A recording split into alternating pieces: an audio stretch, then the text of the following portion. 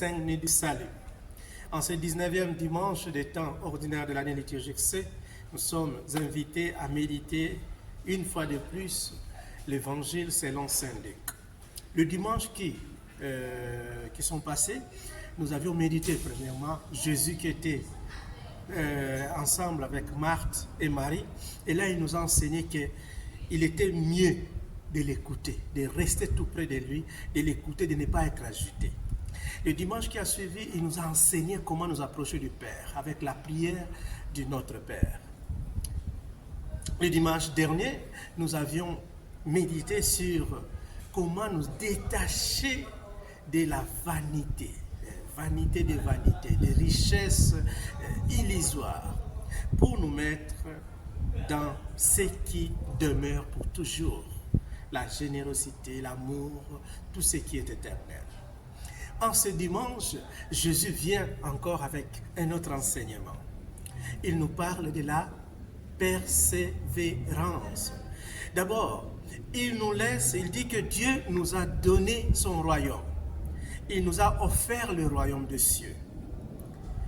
Malgré nos faiblesses, malgré nos incohérences, malgré nos limites, Dieu nous donne ce royaume, de prendre soin de ce royaume.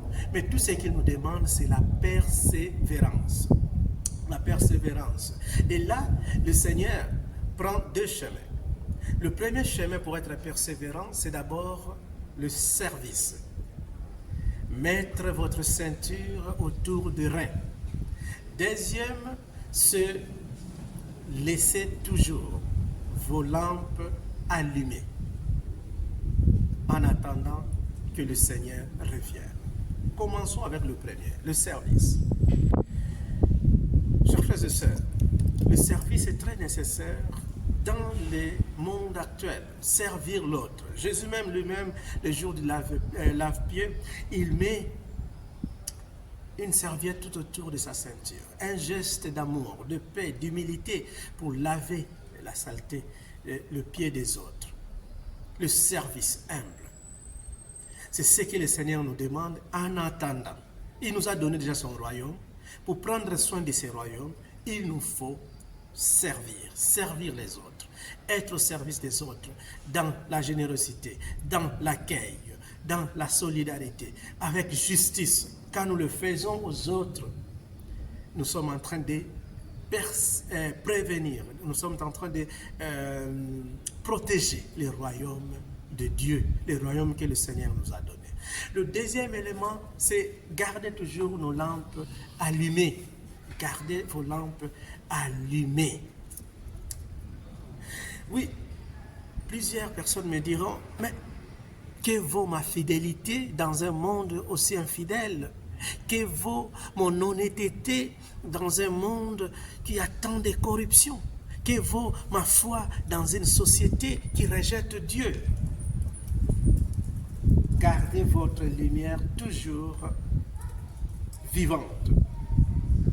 Vos lampes toujours allumées veut dire, même là où il y a la corruption totale, si vous voulez être honnête, ne le regrettez pas. Là, dans une société qui rejette le Seigneur, s'il faut professer sa foi, s'il faut prêcher la parole de Dieu, ne les regrettez jamais. Être cette lampe qui est toujours allumée, c'est garder ces valeurs, même dans une société qui ne croit plus à ces valeurs. Chers frères et sœurs, là où vous travaillez, là où vous fréquentez, il est nécessaire d'aimer, il est nécessaire de pardonner, il est nécessaire de faire le bien, il est nécessaire d'être généreux, il est nécessaire de partager, même si la société ne croit plus à ça. Voilà ce qui est gardé, ce qui signifie garder toujours vos lampes allumées. Si nous servons, si nous gardons nos petites lumières là au milieu de l'obscurité, alors nous allons garder et nous allons protéger le royaume que Dieu nous a donné. Bon dimanche à tous, que Dieu vous bénisse. Amen.